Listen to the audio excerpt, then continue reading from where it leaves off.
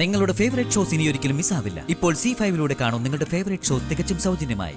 അമ്മ ഒരുപാട് സമയം കഴിഞ്ഞ് എണീക്കുമെന്നൊക്കെയാണല്ലോ ഡോക്ടർ പറഞ്ഞത്. പിന്നെ എങ്ങനെ അമ്മ ഇത്ര പെട്ടെന്ന് ഉണർന്നേ?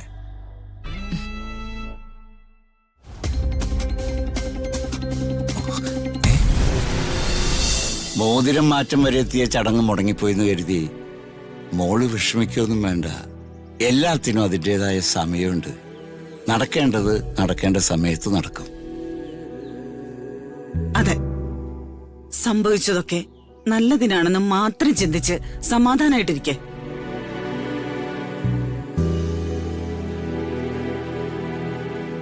ആ അംബിക മാഡത്തിന് ഇപ്പൊ എങ്ങനെയുണ്ട്?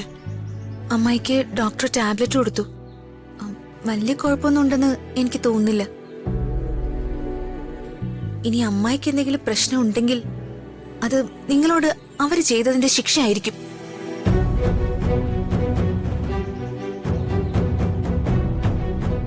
അങ്ങനെയൊന്നും പറയണ്ട മോളെ. ആർക്കും ഒന്നും വരാതിരിക്കട്ടെ. അംബിക മാഡത്തിന് വേഗം സുഖാവട്ടെ എന്നാ എന്റെ പ്രാർത്ഥന. മോള് കൂടുതലൊന്നും ആലോചിക്കുകയും വിഷമിക്കുകയും ഒന്നും വേണ്ട. ചെന്ന് സമാധാനായിട്ടിരിക്കെ. എങ്കിൽ ഞങ്ങൾ ഇറങ്ങട്ടെ മോളെ. വാ ഋതു, ഞങ്ങൾ ഇറങ്ങോ? Sree, I am sorry Sree. അതൊന്നും സാരമില്ല.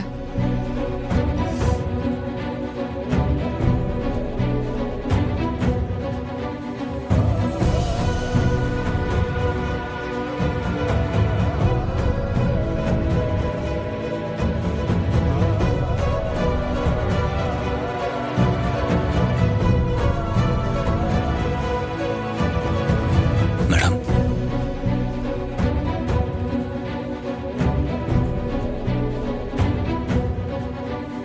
മാഡം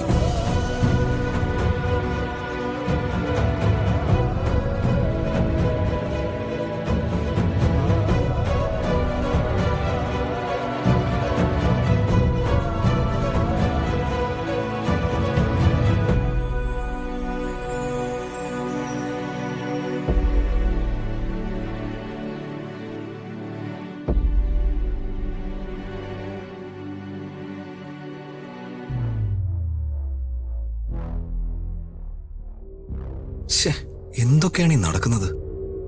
ബോധം കെട്ട അമ്മ വീണത് അമ്മയുടെ അഭിനയാണെന്നാ ഞാൻ വിചാരിച്ചേ.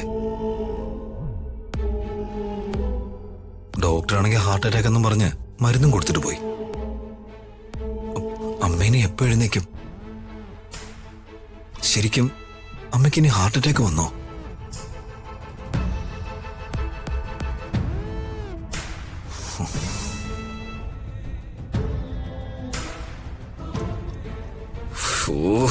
എനിക്ക് ഭ്രാന്ത് പിടിക്കുവാ. മോനെ ദീപക്കെ,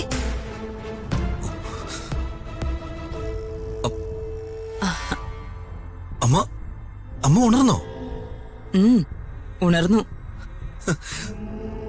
അതെങ്ങനെ? സെഡേഷനുള്ള ടാബ്ലറ്റ് ആണ് അമ്മയ്ക്ക് തന്നതെന്നും അമ്മ ഒരുപാട് സമയം കഴിഞ്ഞ് എണീക്കുമെന്നൊക്കെയാണല്ലോ ഡോക്ടർ പറഞ്ഞത്. പിന്നെ എങ്ങനെ അമ്മ ഇത്ര പെട്ടെന്ന് ഉണർന്നേ?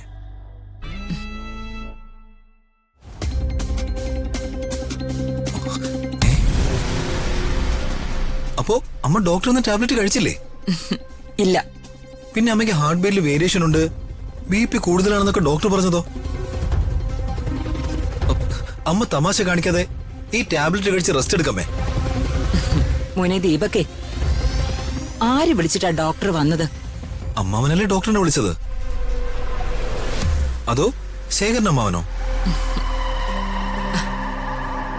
നമ്മൾ രണ്ടാളും എത്രയൊക്കെ ശ്രമിച്ചാലും ആ രാജു ഇടപെട്ട് എങ്ങനെയും ഈ എൻഗേജ്മെന്റ് നടത്താൻ ശ്രമിക്കുമെന്ന് എനിക്ക് നല്ല ഉറപ്പായിരുന്നു.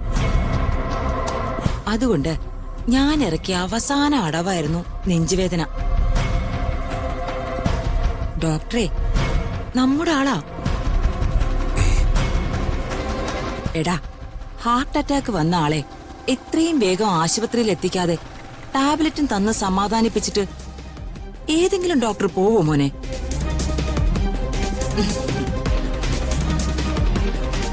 അമ്മേ, എൻഗേജ്മെന്റ് മുഹൂർത്ത സമയം കഴിഞ്ഞതുകൊണ്ട് നടത്താൻ കഴിഞ്ഞില്ല. അശ്വിനുമായുള്ള ഋതികയുടെ മാരേജ്, അതാണ് ഇനി നമ്മുടെ ടാർഗറ്റ്. അതെങ്ങനെ മുടക്കണം? അമ്മ ഇതുപോലെ എൻ്റെ കൂടെ കട്ടയ്ക്ക് നിന്നാ മതി, ബാക്കി ഞാൻ നോക്കിക്കോളാം.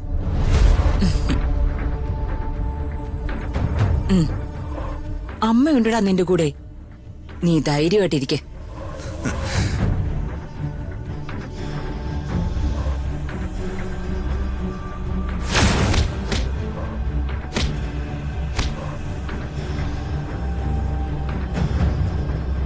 ഇനി ഒരു തവണ കൂടി നിന്റെ ആ ദുഷിച്ച നാക്കുകൊണ്ട് എന്റെ വീട്ടുകാരെ അപമാനിക്കാൻ നീ ശ്രമിച്ച,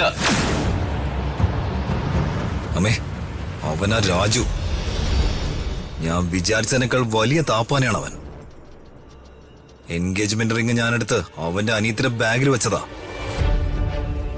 അവനത് എങ്ങനെ അറിഞ്ഞു? ആ പെണ്ണിന്റെ ബാഗിൽ നിന്ന് എപ്പോ അവനാ റിങ് എടുത്ത് പൂജാമുറിയിൽ കൊണ്ടുവച്ചു? എന്തായാലും ഒരു കാര്യം ഉറപ്പാ, അവന്റെ അനിയത്തിയുടെ ബാഗില് എൻഗേജ്മെന്റ് റിങ് ഞാനാണ് എടുത്തു വെച്ചെന്ന് അവന് മനസ്സിലായിട്ടുണ്ട്.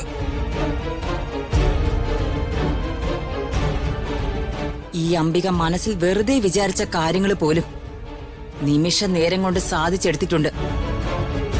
പക്ഷേ അവൻ ഈ വീട്ടിൽ കാല് കുത്തിയതിനു ശേഷം ഒന്നിനു പുറകെ ഒന്നായി തടസ്സങ്ങൾ മാത്രമാ. അവനെ ഉടനെ നമുക്ക് ഇവിടെ നിന്ന് പാക്ക് ചെയ്യണം. പക്ഷേ അതത്ര നിസാരമായി നടക്കില്ല മോനെ. നിന്റെ അമ്മാവന്റെ വിശ്വസ്തനല്ലേ അവൻ? സ്വന്തം ജീവനേക്കാൾ പ്രതാപന്റെ ജീവനാണ് വലുതെന്ന് മനസ്സിലാക്കി കൊടുത്ത് പ്രതാപന്റെ മനസ്സിൽ അവന്റെ സ്ഥാനം അവൻ കൂടുതൽ ഉയരത്തിലാക്കി. അവനിവിടെ ഉണ്ടെങ്കിൽ ഋതികയുടെ മാരേജ് ഈസി ആയിട്ട് നമുക്ക് മുടക്കാനാവില്ലമ്മേ. നമ്മുടെ മുന്നിൽ തടസ്സമായിട്ട് അവൻ നിൽക്കും. നീ അങ്ങനെ ആത്മവിശ്വാസം ഇല്ലാതെ സംസാരിക്കാതെ. നീ പറഞ്ഞത് ശരിയാ. നമ്മുടെ എല്ലാ പദ്ധതികൾക്കും തടസ്സമായിട്ട് അവനുണ്ടാവും. പക്ഷേ ആ തടസ്സത്തെയും മറികടന്ന ഈ അംബിക എൻഗേജ്മെന്റ് മുടക്കിയത്. ഋതികയുടെ വിവാഹവും ഞാൻ മുടക്കും. ലക്ഷ്യത്തിലേക്കുള്ള യാത്രയിൽ എത്ര തവണ കാലിടറിയാലും അവസാന വിജയം ഈ അംബികയ്ക്കായിരിക്കും.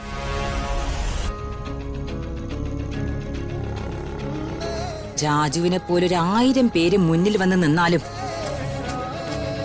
അവരെ നേരിടാനുള്ള തന്റേടവും കരുത്തും ഈ അംബികയ്ക്കുണ്ട്.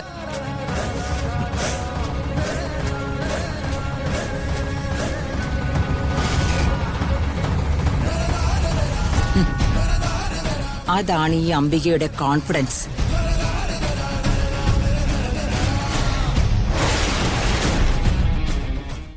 ഡൗൺലോഡ് ചെയ്യൂ C5 ആപ്പ്. കാണൂ എല്ലാ എപ്പിസോഡുകളും സൗജന്യമായി.